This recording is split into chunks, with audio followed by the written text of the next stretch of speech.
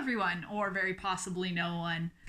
Welcome to this video where I'm going to show you how I make a witch hat, including drafting a pattern for your own witch hat. Just before we jump into it, you're going to need 3 measurements in order to draft your pattern. The first measurement you're going to need is the height that you want the cone of the hat to be. The second is the width from your head to the edge of the hat.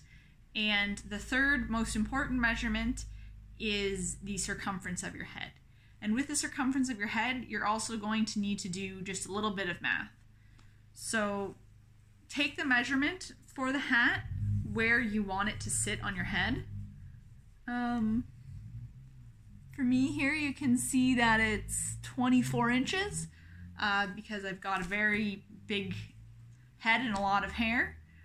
And then from that, you want to add another inch or so, just to give it a little bit of room for comfort. And then you're going to need to take that total measurement and get the radius. So the radius is the circumference divided by 2 pi, so about 6.28, which for me gives me a radius of around 3.98 inches, so I just rounded that up to 4. It doesn't need to be like super accurate, but if you are rounding like I am, you might want to just plug that radius back into the equation to see what circumference you get, because a little bit of change in the radius can actually make a pretty large change in the circumference. It only gives me like 25.1 inches or something like that, so I'm not too concerned. And now that we have that information that we need to know, I'll store it away in our skulls or maybe written down on a piece of paper. Let's get to actually tracing out that pattern. To trace the circles, I'm taking a measuring tape with a hole in the end and using a push pin to secure it to a little bit of foam that I'm placing behind the paper. Once I have it in place, I can mark out the radius pretty quickly and get some nice even circles. The first piece that I'm tracing out is the brim. To do this, I'm rotating the measuring tape and placing dots at the 4-inch mark for the inner circle, and then, since I want my brim to be 5 inches wide, I'm placing another dot at the 9-inch mark. You can make the brim as wide as you want though, like you can really go wild and make a 12-inch wide brim and have a truly fantastically enormous hat. And then, once you have all of the measurements marked out, you can just connect the dots and voila, you've got some circles.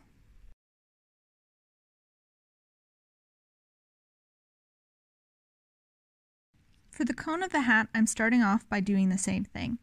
This time though, you need to use the height you want your hat to be as the radius for your circle.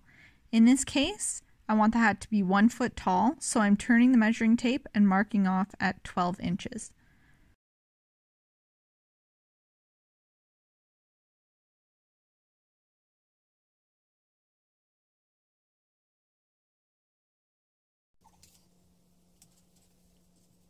Once you have that done, measure the circumference of your head, which is 25 inches for me, along the arc of your circle, and then add a straight line from the center.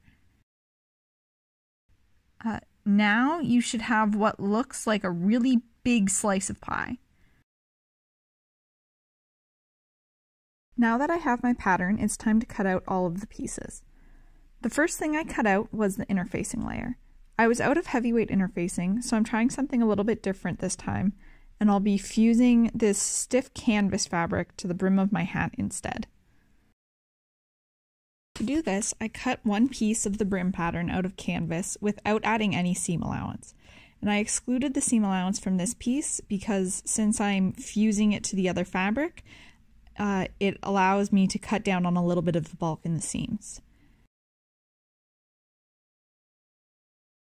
Then I cut one piece of the brim, again, out of the fusible backing, again without the seam allowance, I cut this one as several pieces just to try to make the most efficient use of the backing that I could.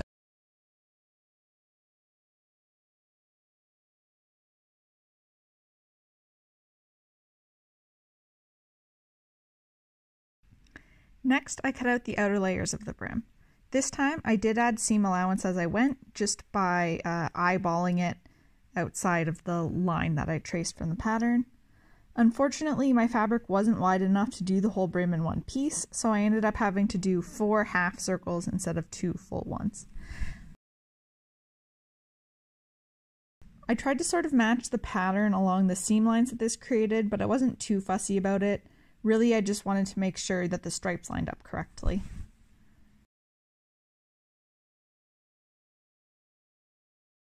Then I pinned these along the seam lines and sewed them together.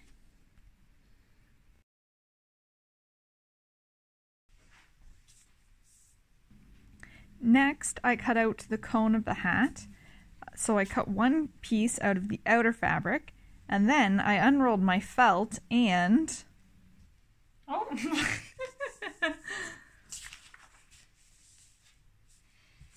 Well...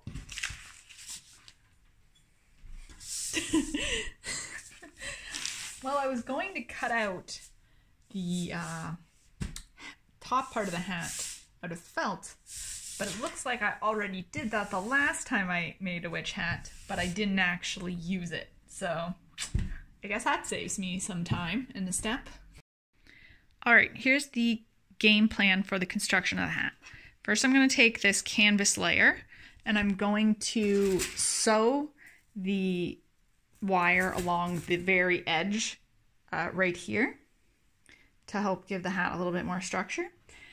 And then I'm going to iron on this part to the bottom layer of the outside fabric. And then I'm going to take the top layer of the hat and sew the cone to it.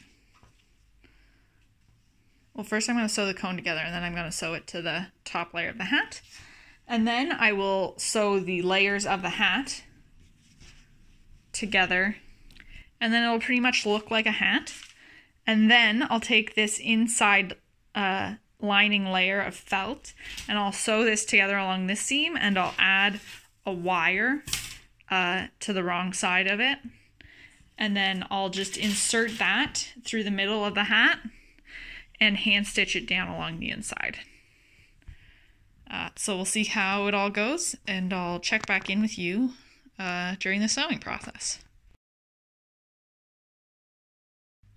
To sew the wire onto the inner facing, I set my sewing machine to the widest zigzag stitch available, and I lowered the tension on the presser foot a little bit.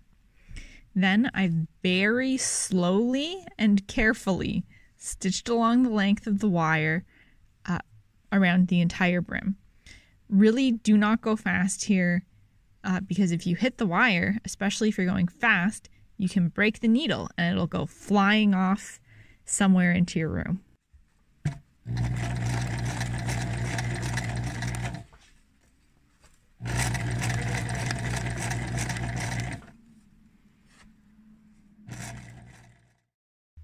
You also want to make sure that when you reach the end of the wire to overlap the two ends of the wire by a fairly wide margin.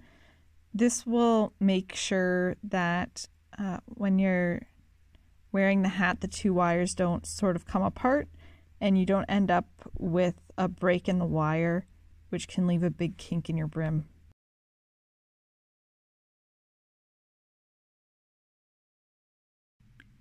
Alright, so I'm not going to show you anything about the ironing on the interfacing part because I kind of messed it up. It should be really easy to do as long as you actually follow the instructions that come with the iron-on paper or the heat and bond or whatever you get. Just make sure that you follow the instructions to the letter. I messed it up, and then so the backing didn't actually peel off of it properly, and there were some areas where it didn't stick at all, and then so the two pieces didn't really join together at those places. I also messed up ironing the interfacing layer that I made onto the bottom layer of the outside fabric. What I did there was I actually misaligned the whole interfacing layer so it was off center, and it ended up leaving me with very little seam allowance when I was trying to sew the top and bottom layers together.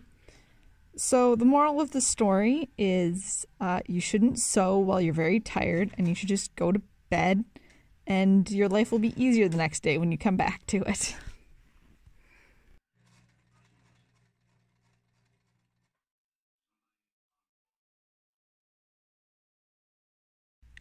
The rest of the hat went pretty well though. I decided I wanted to add a little trim around the brim of the hat to match a dress that I had made from the same fabric earlier. To do this, I machine basted the trim along the seam line on the right side of one of the pieces, and then when I sewed the two sides together, I used the stitch line as a guide to make sure that I caught all of the trim between the two layers.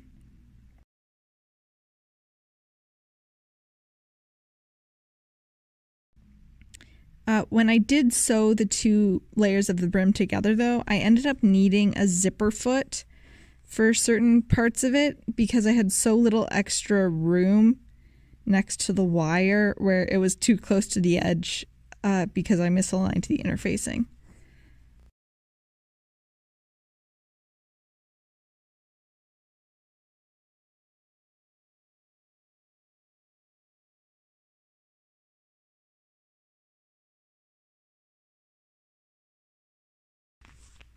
So at this point, everything is sewn together except for the middle. So it's time to turn the whole thing inside out and add a lining to the cone.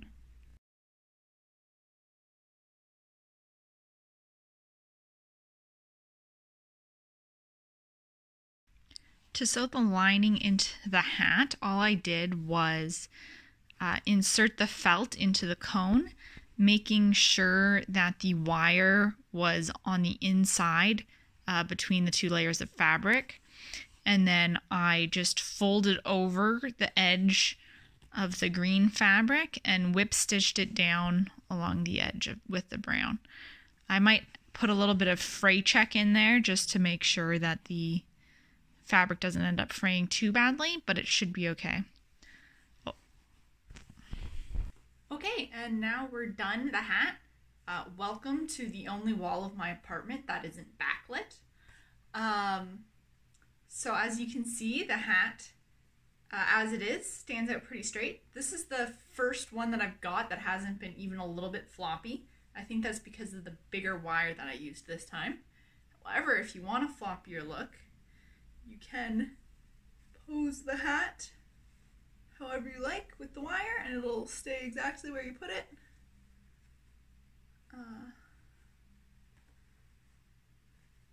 Go like this if you want. Get a more sort of casual, floppy sort of look. I think it's pretty cute. There's a few things that I might have done differently, or maybe I will do differently next time I make one of these. For one thing, the fabric of this hat is a little bit more translucent than I really thought it was. So I should probably have used a light colored something for the interfacing in the top. And if you look really closely, you can see the wire through the hat, especially along the bottom brim here. It might have been better if I did just sew it to the interfacing and then flatline that, like sew it down instead of using the heat and bond to attach it to the bottom layer. It's not too noticeable though, so I'm not gonna like take the hat apart just for that.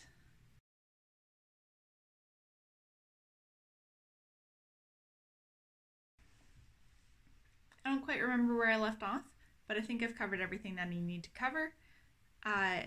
If you do decide to follow this tutorial and make this hat, I'd love to hear all about it, what you did differently, thoughts and feelings. So yeah, thank you for watching my first video.